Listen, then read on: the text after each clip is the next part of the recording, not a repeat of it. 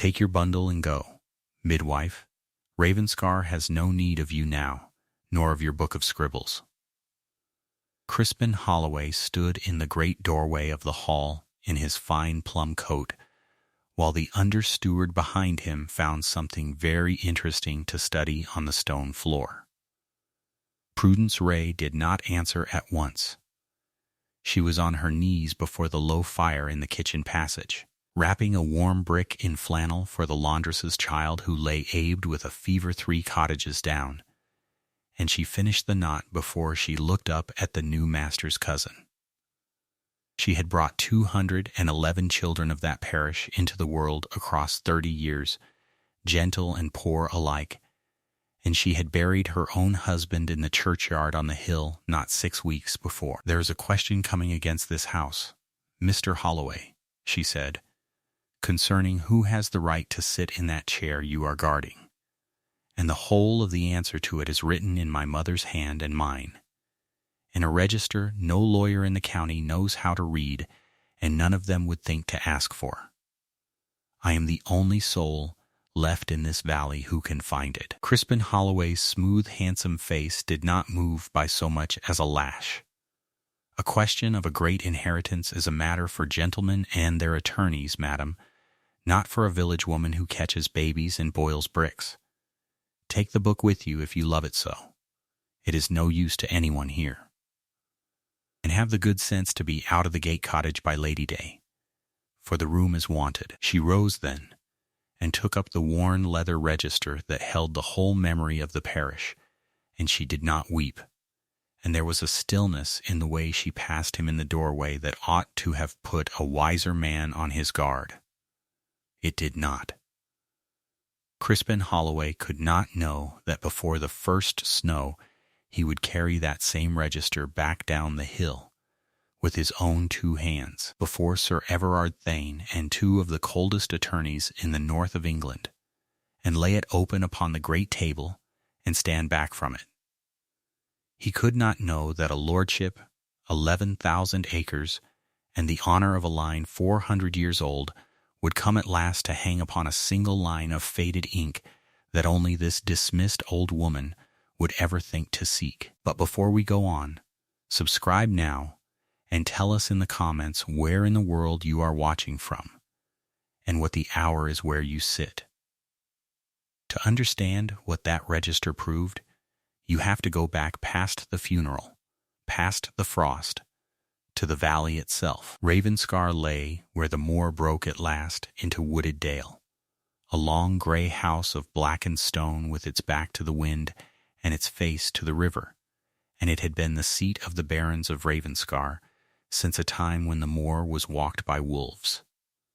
The barony held the whole of the dale, the mill and the quarry and the 11 farms along the water and above the village church.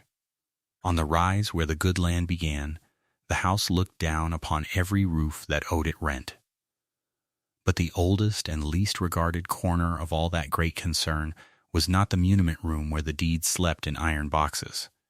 It was the parish itself, the living register of who was born and who was wed and who was buried, kept not up at the house but down in the low vestry of the church, and after that in the memory and the private book of the woman who had attended nearly every birth in the dale for 30 years. Prudence Ray had learned her trade at her own mother's elbow, for her mother had been the parish midwife before her, and between the 2 of them they had kept the coming and going of that valley for more than 60 years. Her mother taught her to set down every birth plain and true the very hour it happened, the mother's name and the father's, the day, the weather, any mark or particular upon the child, and to keep a second private note beside the parish entry where a birth was tangled or a matter delicate. For a midwife, her mother said, is often the only one awake in a house at the hour a secret is made, and a keeper of that hour serves the truth and asks nothing back from it. She married the parish schoolmaster, a mild good man named John Ray, and they had no living children of their own, which was the one sorrow of a useful life, and so the children of the whole dale were half hers, and she knew the birthmark on a shoulder and the crook of a little finger of nearly every soul under 30 in that valley. The old lord, the 5th Baron Ravenscar, used to say that the midwife knew more of the truth of his tenantry than his steward and his parson put together. And he was not wrong. Then the old lord died, and within the same hard winter John Ray died of the same fever that took half the low cottages by the river, and Prudence was left alone in the gate cottage with the parish register and her own private book and 30 years of knowing. On the last clear evening of his life, when the doctor had given over, John Ray held his wife's hand and did not speak of heaven. He said, if ever they questioned the young heir, Prue, the night of the 2 mothers, you were there and I was there. Remember the night of the 2 mothers. And she did not understand him wholly, and he was gone before the morning, and she folded the words away inside her and went on. The new lord was a boy of 19, and he was not at Ravenscar at all. Roland, the 6th Baron Ravenscar, was away at his studies in the south, and then a year abroad, a quiet, studious young man with his dead father's gray eyes and none of his father's temper. And while he was away, the whole of the estate fell to be managed by the nearest grown male of the blood, his cousin's father first, and then, when that gentleman died too, the cousin himself. Crispin Halloway was but 28, the son of the old lord's younger sister, and he had risen fast and quietly into the running of everything. He was clever, tireless, and not a thief in any way a court could name, and his fault was not that he stole the rents. His fault was that he was certain.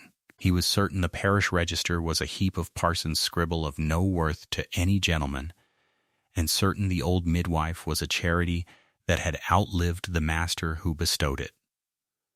He had a plan the size of a barony, and only one old woman in the world stood between him and it, and he did not think her worth the turning of his head. For there was a thing about the young Lord Roland that Crispin Holloway believed only 3 living people knew, and he was wrong by exactly 1.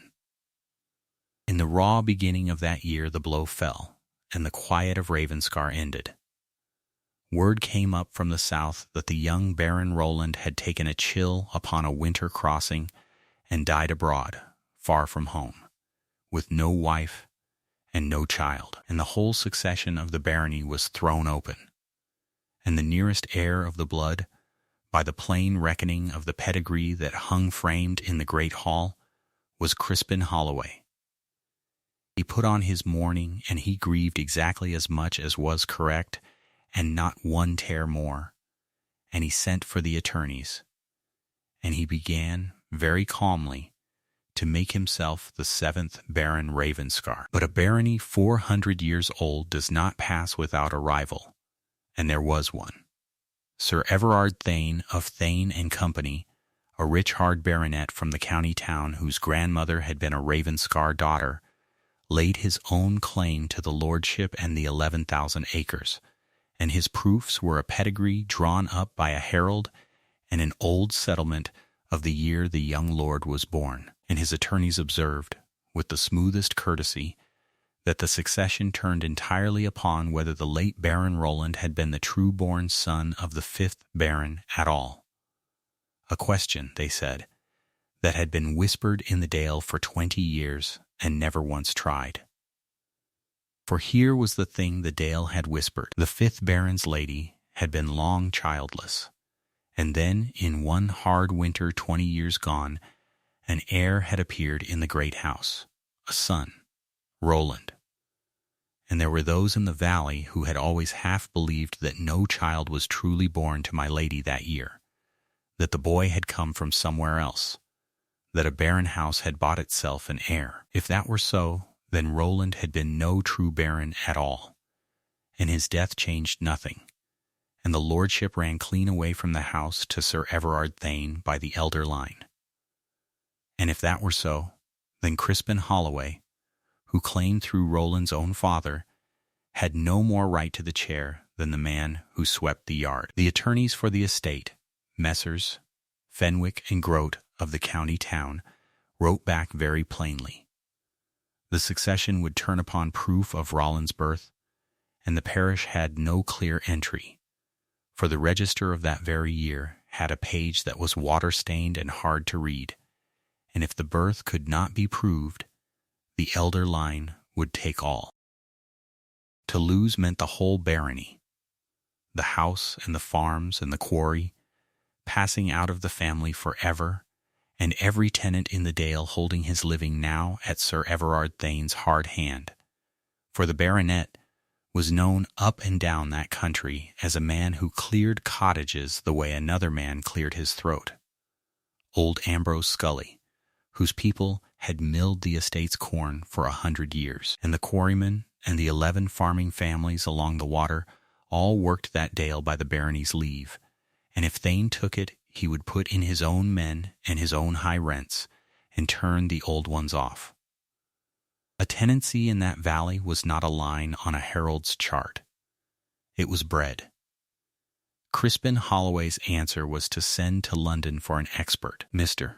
Josiah Pallenmore came down by the mail coach with a great deal of black broadcloth, and a still greater opinion of himself, an antiquary and genealogist, who had traced the descent of 2 dukedoms for fees that were talked of, and had never once in his life been told to his face that he was mistaken. He dined at Ravenscar his first evening and spoke wonderfully of pedigrees he had untangled as another man speaks of the battles he has won, and Crispin Holloway went up to bed unable to say whether he had hired a scholar or a mountebank, and not much caring, so long as the man said what was wanted. Mr. Pallenmore took the best room at the Ravenscar Arms and told the maid who carried up his bags that her hands were not clean enough to touch his papers. In the steward's parlor above the estate office, Crispin Holloway set out the household's position with the calm of a man laying down cards he has already counted. The Midwife is a charity that has outlived its cause, he said. Her husband taught the village its letters, and she caught its babies, and she has got it into her head that catching a baby made her a keeper of records. Mr. Pallenmore is a gentleman of reputation. Whatever is to be found in that register, he will find it, and if there is nothing to be found, he will say so, and we shall have the birth proved his way, and the lordship, and be done. And the matter was thought settled. That was the week the midwife was put out of the gate cottage. Prudence Ray took a single low room at the far end of the village, under the eaves of Widow Marsh, the shepherd's widow, at a few pence the week. She earned the pence the only way left to her, sitting up with the sick and laying out the dead and writing letters for the cottagers who could not write their own, and they did not care in the least that she had been turned out of the great house, for she had brought half of them into the world and could still bring down a fever when the doctor from the town would not ride so far for so little. She did not speak of Ravenscar, but Ravenscar came down to her, in the person of Alice, the youngest of the kitchen maids, a small, sharp-eyed girl whom Prudence had delivered 18 years before, and whose own mother she had nursed through a hard childbed. If the housekeeper had learned where Alice spent her half-day, she would have been turned off without a character. She came all the same, every week, down the dark lane with a screw of tea in her apron and the news of the house. And the news was all of Mr. Pallenmore. He had opened the parish register and understood perhaps 1/10 of what he read. He had called a lying in entry a burial, and been very grand about it, and he had pronounced the water-stained page of the disputed year wholly illegible, of no use to any court, and had said, moreover, that the private books of a village midwife were the ramblings of an ignorant woman and could not be received as evidence by any gentleman, and had counselled that the whole birth of the late Lord Roland was best left dark, since a birth left dark suited the case he meant to make. And so, in the second week of a wet March, Prudence Ray put on her one good dark gown, took up the parish register that was the church's property and had to go back, and walked up the long hill to the house to return it, and to see what might be seen. A clerk left her waiting in the cold passage outside the steward's parlor, and the parlor door was not quite shut. She had not meant to listen. Then she heard the word birth, and after that she did not stir. There was no true birth. Holloway, Mr. Palinmore's voice came rich and easy through the gap. Or if there was, no honest register proves it, and what cannot be proved did not happen, so far as any court will hear. I have been through the parish book. The year in question is a ruin, water and worm, unreadable, and I shall swear it so. As for the midwife's private scribbles, no bench in England will take the word of a village woman against a herald's pedigree. Let the birth stay dark. Sir Everard's line fails the moment we deny it, and yours carries, and the old woman's book can go on the fire where it belongs. There was a pause, and the small ring of a decanter against a glass. His lordship that will be, said Crispin Holloway, meaning himself, is well content. Burn nothing yet, but see the register never leaves this house again. Prudence Ray laid the church's book upon the bench in the passage, and walked out past the tall clerks' desks with her face as still as standing water, and not one clerk who glanced up knew that the last defense of the true line of Ravenscar had just made up its mind to fight. That night, by the light of one tallow dip in Widow Marsh's room, she wrote a memorial to the young lord's memory and to the court that would try the cause. 9 pages, in the round, clear hand her schoolmaster husband had drilled into her 40 years before.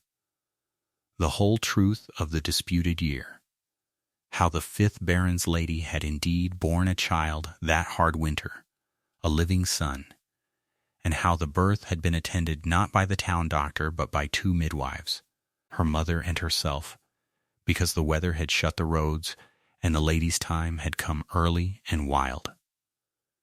She named the thing her husband had named with his last breath, the night of the 2 mothers. She sealed the memorial and gave a carter's boy a penny to carry it up the hill to the attorneys. 5 days after, it came back down to the village unopened, and across the wrapper, in Crispin Holloway's own clean hand, ran a single line. This house does not read the letters of dismissed servants. What Prudence Ray did with that letter was lay it flat inside the cover of her own private book, square and pressed, the way another woman might press a keepsake. And in the evenings, shut out of the vestry and the house both, she began to build the truth again from memory. For here was the difficulty, and it was a real one. Her own private book, the one she still had, ran back only 15 years, for she had begun a fresh volume when her mother died, and the disputed birth was 20 years gone, set down in her mother's book and in her mother's hand, and where her mother's book had gone she did not for a long while know. She thought it lost. She thought it burned. She sat by Widow Marsh's little fire night after night and set down everything her own memory held of that winter, the drifted roads, the lady's early pains, the child that came near dawn, until the whitewashed wall above the settle was covered over with a night 20 years gone that she alone now remembered. And among all she could recall, there was one thing she could not place, a line her mother had spoken to her at the foot of the great stair that dawn, that she had never understood. It is safe with the other one. And Prudence did not know what other one her mother had meant, nor where the safety was, and the not knowing kept her from her sleep.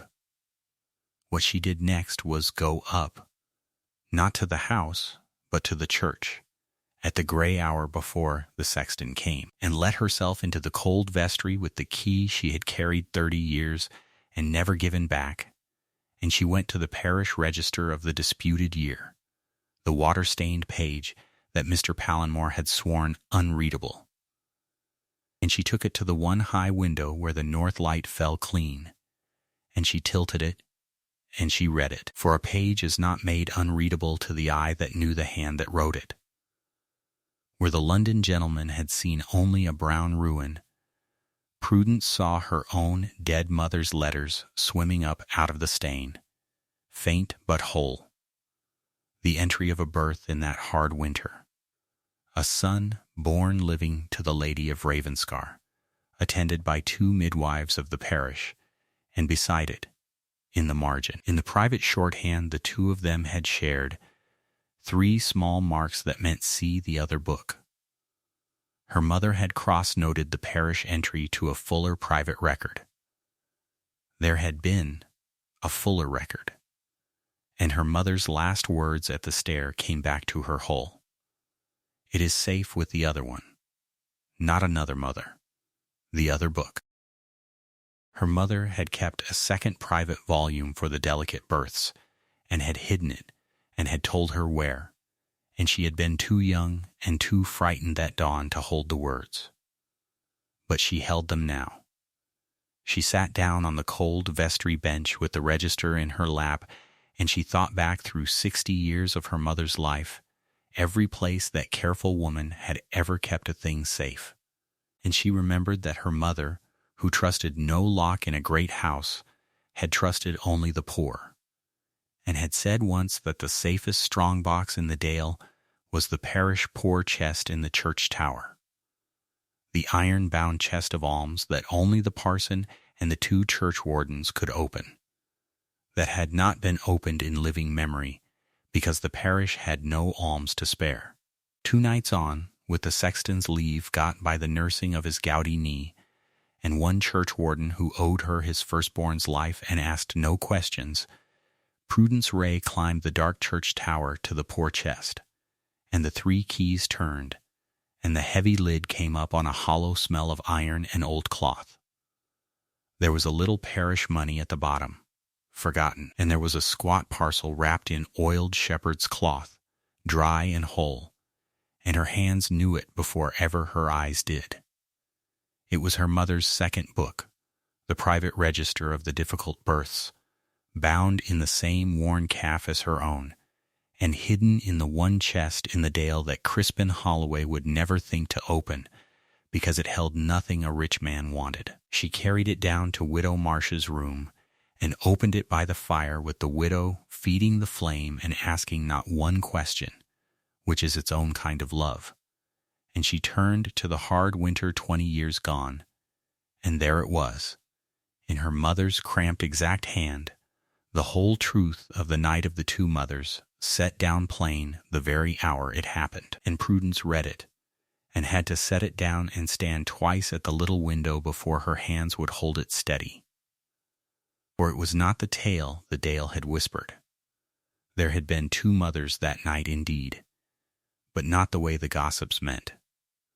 The Lady of Ravenscar had borne her son living, near dawn, a true child of the true line, and there was no swapping and no bought heir in it at all. But there had been a second woman laboring under that roof the very same night, a young laundry maid of the house, unmarried and cast off, whom the hard old 5th Baron had turned out to the barn to bear her shame alone in the cold.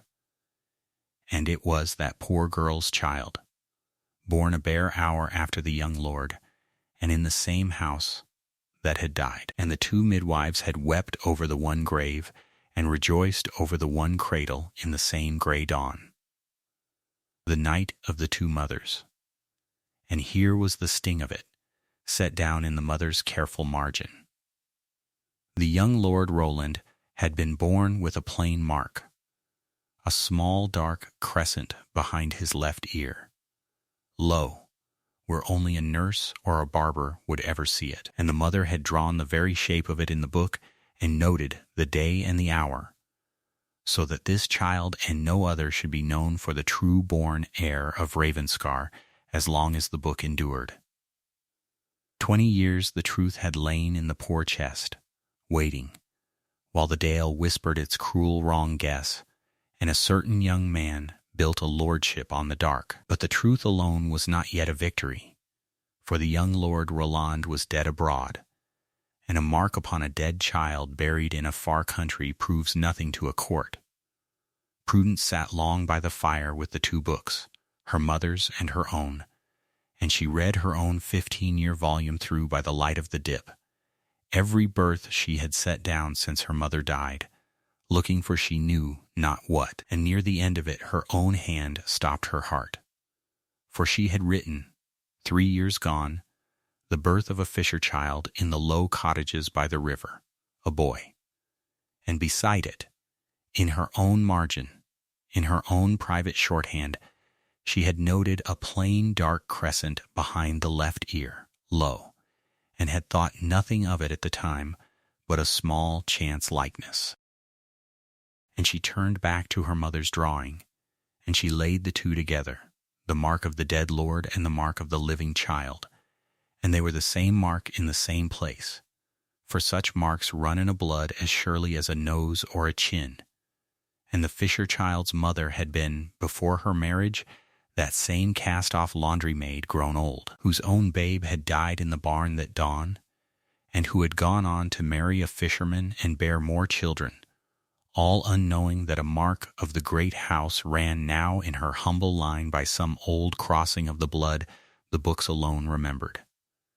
It changed nothing of the lordship, but it was proof past all denying that Prudence Ray, and her mother before her, had for 60 years set down the marks of the Dale's children so exactly that a birth could be told and matched and sworn to across 20 years and 2 generations, and that a midwife's book was not the rambling of an ignorant woman, but the truest register in the valley.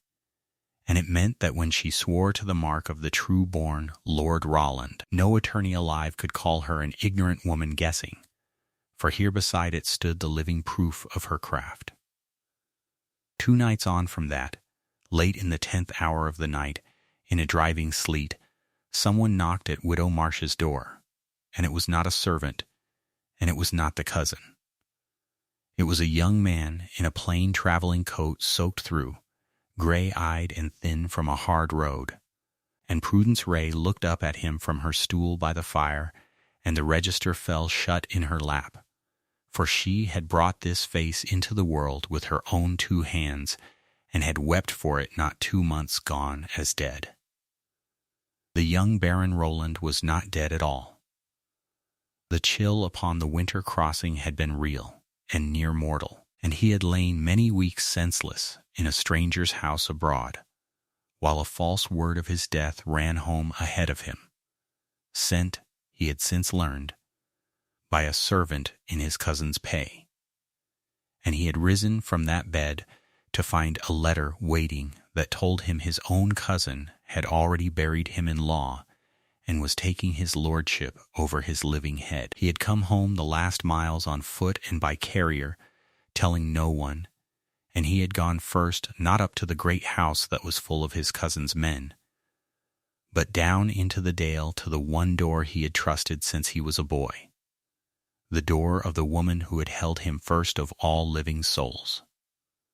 They say in the town, "Nurse Ray," he said, standing dripping in the low doorway with his hat in both his cold hands, "that I was never truly born, that my mother bought me. They say it in the very court that is to give my house away. And I have ridden 400 miles, and I do not myself know how to prove that I was born. For who can prove his own first hour?" And Prudence Ray rose from her stool and set her mother's book and her own upon the scrubbed table between them, and turned up the tallow dip. "I can, my lord," she said. "I was the second pair of hands that caught you.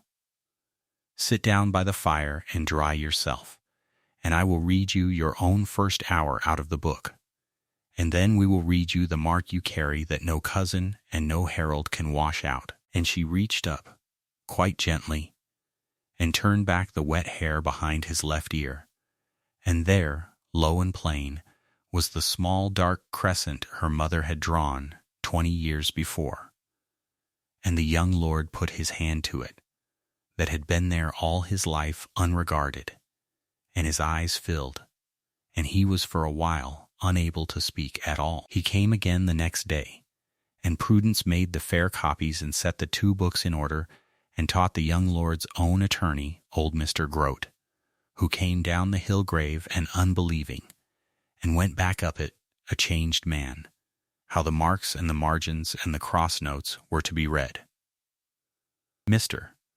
Grote studied the poor chest book and the water-stained page and the living fisher child's mark, and he was 3 hours over them by the window, and at the end he took off his spectacles and said to the old woman that in 40 years at the law he had never held a cleaner proof, and that it was cleaner precisely because no gentleman had made it, but a careful woman keeping faith with the hour.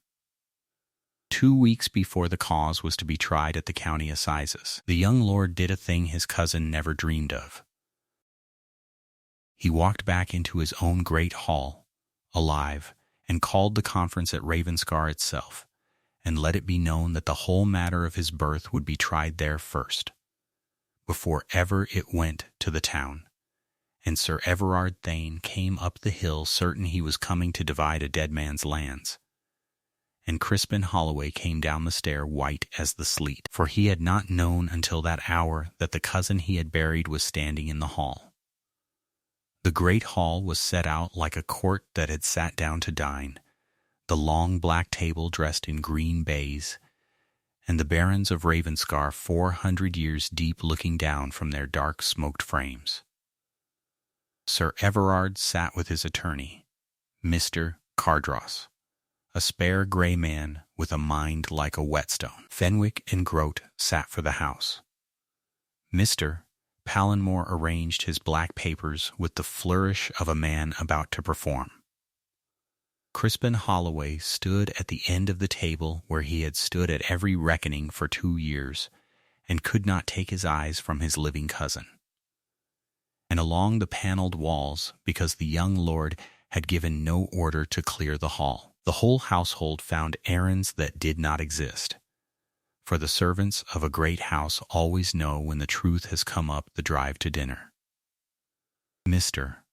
Palinmore performed first, and in its way it was a masterly thing. The register gone through, the disputed year a ruin of water and worm, unreadable and unprovable, the midwife's private scribbles the ramblings of an ignorant woman that no bench could receive.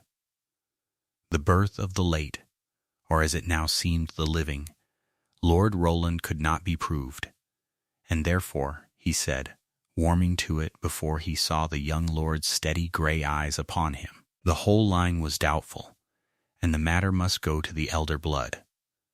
He was some way into it before he understood that the man he was disinheriting was sitting 8 feet from him, and he faltered, and finished small. Then Mr. Cardross for Sir Everard set out his client's terms with a terrible gentleness. Even were the young man who he claimed to be. His birth stood unproven and whispered against, and an unproven baron was no baron, and the elder line should take, and generous terms were offered, the cause to be dropped before the assizes if the young man would withdraw his claim quietly this night. And the great house held its breath. The young lord let the silence sit its whole length. Then he stood. "Before I let it be said in my own hall that I was never born," he said, "this house will hear one witness more." He nodded to the great doors, and the doors opened, and the whisper ran the length of the walls before ever she had crossed the sill. The old midwife, Nurse Ray, that they turned out of the gate cottage, her that climbed the tower for the book. Prudence Ray walked the full length of the great hall of Ravenscar in her one dark gown, carrying her mother's book and her own, with every eye in the room upon her and her chin held perfectly level. The housekeeper stopped looking down her nose. Mr.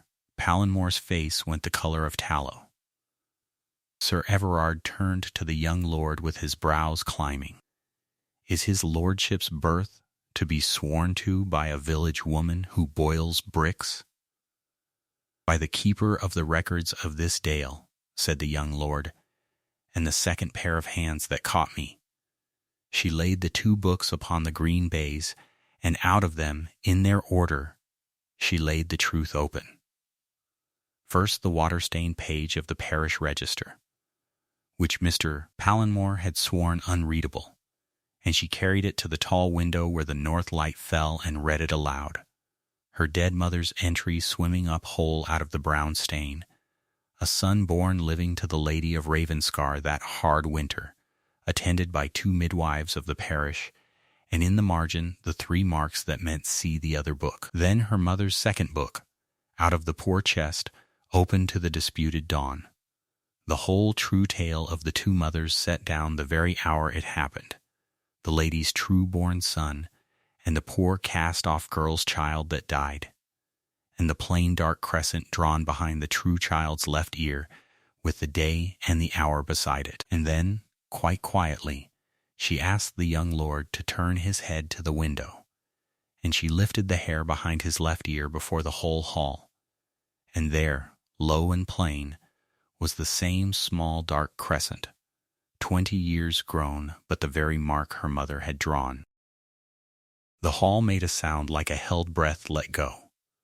But Mr. Cardross, who was a hard, clean lawyer and no fool, was on his feet, reading glass in hand, and he said, as one craftsman challenges another, that a mark was a mark, and might be drawn to fit any head. And how was the bench to know the old woman had not set down the crescent last week to suit the living man before her? And Prudence Ray had waited 30 years for exactly that question. She opened her own book, the 15-year volume in her own hand, to an entry 3 years old, the birth of a fisher child in the Low Cottages, and beside it in her own margin the same crescent in the same place, and she told them whose child it was. The son of the very laundry maid who had labored in the barn that same dawn 20 years gone, and whose own babe had died, and how the mark of the great house ran now by some old crossing of the blood in her humble living line, set down by Prudence 3 years since, when no cause was dreamed of, and no gentleman was watching. Send to the Low Cottages, she said, and fetch the fisher boy, and look behind his left ear, and you will find the mark I wrote 3 years ago before ever your client's claim was heard of. And then tell me whether I am a woman who draws crescents to order. Mr. Cardross set down his glass and did not sit at once. He looked a long while at the 2 books and the 2 margins and the living lord, and then he turned, not to the bench and not to the old woman, but to his own client. Sir Everard, he said, I have stood up in 30 years at the law against a great many things. I will not stand up against a register kept truer than any deed in that iron box, by a hand that noted the mark of the heir before there was a cause to serve. Your line fails the moment this book is read at the assizes, and you will pay dearly for the reading. Withdraw tonight. Sir Everard Thane sat very still, a hard, heavy man going slowly out of countenance in his chair. Then he rose, and being, under the hardness, a gentleman, he bowed first to the young lord, and then deliberately to the old woman in the dark gown. Madam, I came up this hill to divide what I believed a dead man's lands upon a whisper 20 years old. You have shown me it was only ever a whisper. I withdraw. And it was Mr. Palinmore who broke next, and to his one credit that day he broke honestly. He looked a long while at the water-stained page in the north light and the mark behind the young lord's ear, and when he stood the flourish had gone clean out of him. The hand upon that page is a true parish hand of 20 years gone, he said, and the entry bears out the second book. Mark for mark and hour for hour. I swore the page unreadable. I could not read it, that is the whole truth, for I did not know the hand. This woman could. I was wrong, my lord. The birth is proved, and it is fatal to every claim but yours, your own cousin's included. And then there came the sound of slow boots upon the stone, and the hall turned, and Crispin Holloway walked the whole length of it, gray to the lips, and he did not spare himself one grain. I came within a fortnight of taking this house upon a lie I let stand because it served me. And I turned an old woman out of her cottage because I would not read one line of her book. And I could not have read it in 100 years, nor thought to climb one tower for it. I sent word my own cousin was dead. I was wrong about all of it. And most of all, I was wrong about you, Nurse Ray. And he took up her mother's book from the green baize with both his hands, gently, as a man handles a thing far above his station, and carried it the length of the hall, past the same clerks who had watched him put her out, and set it down before her, and bowed. She did not smile. She did not accuse. She looked down at the worn calf book that held the true first hour of the man whose house had turned her out, and when she spoke it was to the whole listening hall. My mother used to say that a great house is not kept by its walls, nor by the iron box in the muniment room. It is kept by the poor souls who were awake in it at the hours the great ones slept, and by what they took the trouble to remember. And the Dowager Lady Ravenscar, the young lord's grandmother, who had sat unregarded by the great hearth the whole afternoon and missed nothing, rose and crossed the hall in front of attorney and cousin and neighbor alike, and took the old midwife's roughened hands in both her own, and kissed her upon the cheek. And after that, not one servant along those walls so much as pretended any longer to be about an errand. The end of the cause was a formality and a wonder in the 1 week. At the county assizes, the Elderline's claim was withdrawn before ever it was called, with the costs against Sir Everard, and the judge, who had looked forward the whole circuit to a famous trial of a doubtful barony, was heard to say at his dinner that the truest pleading he had known in 40 years upon the bench had been made in a private hall, by a village midwife, out of a book she had climbed a church tower to find. The county papers, which had sharpened their pens to write of a great house shamed, printed instead the tale of the old woman turned out of her cottage who had proved a lord's own birth out of a poor chest. Sir Everard paid every shilling, and never again disputed so much as a boundary stone in that dale. The miller and the quarryman and the 11 farming families kept their places along the water. Old Ambrose Scully ground the estate's corn another 20 years, and at the church door on the hill the Sunday following, the parson said nothing at all of any of it, and held Prudence Ray's hand a very long time. Mr. Palinmore went back to London a quieter man, and the account he published that winter of the Ravenscar succession named Mistress Prudence Ray in its first sentence, and he never again in his life called a woman's careful book the ramblings of the ignorant. As for Crispin Holloway, his written surrender of every claim lay upon the young lord's table the morning after the conference, and the young lord, awake half the night over it, was minded to send the man from the Dale forever. It was Prudence who asked him not to. He managed your farms honestly for 2 years while you were a boy abroad, my lord, she said, and his sin was that he would not read one line nor climb one stair, and that he let a lie stand. Let the punishment fit the fault. Keep him from the muniment room and the register both, and set him to the work he did well, and let him mend. So the cousin kept the running of the farms and lost the records forever, and served on exactly and honestly chastened, and when he grew old he was known through the Dale as the hardest and fairest steward the barony ever had, which was, from that man, a whole life's apology paid down day by day. Prudence Ray was made keeper of the parish and household records of Ravenscar at £40 the year, and the gate cottage back for her own as long as she lived, upon terms she named herself. The old vestry was fitted new, with dry oak presses and a proper lamp and a little iron stove set into the flue, for no keeper of the Dale's memory, she said, would ever again sit up all a winter's night in the cold for want of a fire.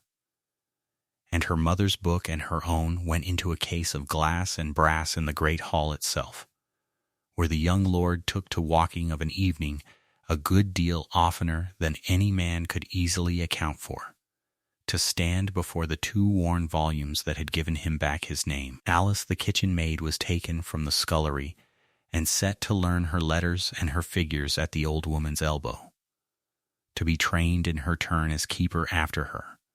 And the first thing Alice ever read aloud without help was the entry of her own birth in Prudence Ray's own hand.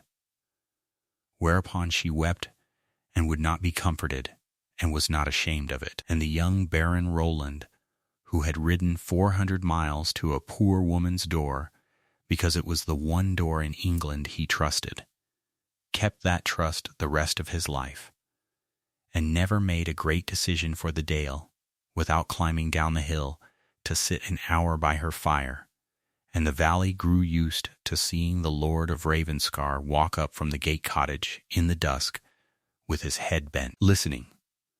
For rank may be inherited, and a lordship may be argued in a court of law, but the true memory of a great house is kept and never merely owned, and it lives at the last not in the iron box, but in the faithful hands of those who were awake and watching at the hours that mattered. If this story moved you, be sure to subscribe and turn on notifications so that you never miss our next tale of quiet dignity and worth proven before the whole assembled house. And tell us in the comments what you think the cousin deserved: the banishment the young lord first intended, or the mercy that Prudence chose to show him. And let us know where in the world you are watching from, and what the hour was when you finished this story. And join us next time for the story of a poor land surveyor's daughter turned away from a great house at the county fair, and the worn field book in her satchel that would prove a whole common of stolen land back to the villagers before the year was out.